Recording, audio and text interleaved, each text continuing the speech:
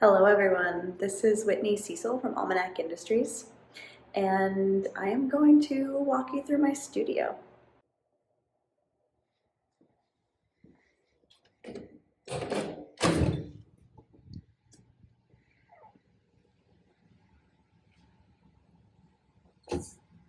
It's messy and beautiful, and there's a whole lot of different stuff that happens in here, and we love it.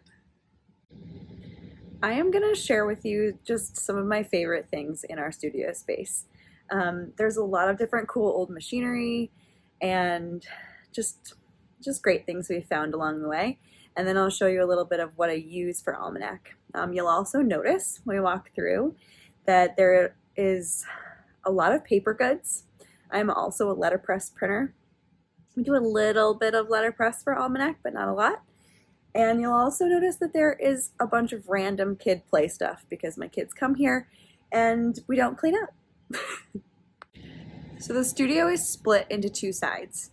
Over here on this side is where we do, I don't know, like dry work, like packaging and shipping and gathering inventory. And then on this side is where we do all of our leather work and screen printing and anything that's messy. You get a little sink back there. So we built this wall when we moved in. This is basically a 4-car garage. Like if you park them in a square. And the garage door was very convenient to be able to roll in all of our machinery. We have a hydraulic paper cutter and a whole lot of recycling to bring to recycling because they're no longer picking up in Baltimore City. We have to do it ourselves, and I've been avoiding it. My 1920s printing press. This is my pride and joy, the reason we got a studio space in the first place many years ago. And she's probably not as loved as she used to be because we're more focused on leather now, but she does get some action every once in a while. And my little ink cabinet and where I mix ink. I mean, that's like 10 years of mixing ink on the days when I didn't want to clean up. And then the leather side of the studio is probably the most exciting. It has to do the most with Almanac Industries, and we'll show you a little bit of that. This is where all of our leather goods making happens. For all the machinery we do have in the studio, we actually don't use any machines for our leather goods. So everything gets cut right here on this mat by hand with a ruler and an X-Acto knife or an alpha blade. Fun fact, this little X-Acto knife was my uncle's when he was an architect in the 70s. And I hope I never need another one. Some wallets that are in progress. These are all cut or marked and glued up but haven't been punched to stitch. Here's one that has been. And then some tools. This is how we punch all of our holes. Mallets. And then over in this corner, we've got our branding iron. This heats up and we brand our logo in to all of our goods.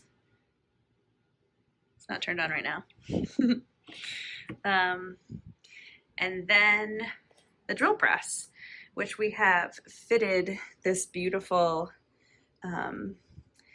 piece of wood onto that we use to edge all of our wallets so they have a nice smooth burnished edge.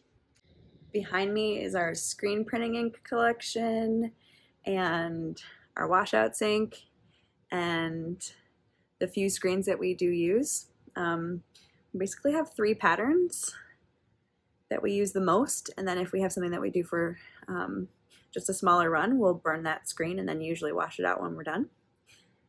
We've got our stripes, our dot pattern, and our ECOT pattern. And then over here on this side is another work table, so that way if my husband and I are both here working at the same time, we each have a spot. It's a cool old stool we got from a old letterpress shop that was shutting down in downtown Baltimore. And then for leather storage, we don't store too much leather, which is great because we would have to keep it out of the sun or else it would tan. Our studio is pretty bright during the daytime. So down here underneath our work table, we have 2 shelves, and the top shelf is all veg tan leather. So that's raw, hasn't been treated with any dyes or oils.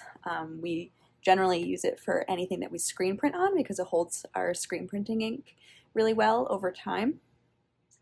But then it will also darken and change and build character over time. So it needs to be kept out of the sunlight. And then the bottom shelf is for anything that's oiled.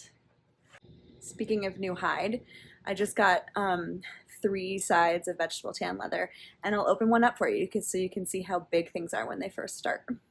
This is basically a side of a cow. So, unroll. As you can see, that's only like 2/3 of the way unrolled. So they're giant, and then we cut them down into the sizes that we need. Over here we've got 2 antique book presses. Every once in a while we do some bookbinding work. It's actually what got us started in the leather business to begin with, making leather covered journals. Like this guy, actually.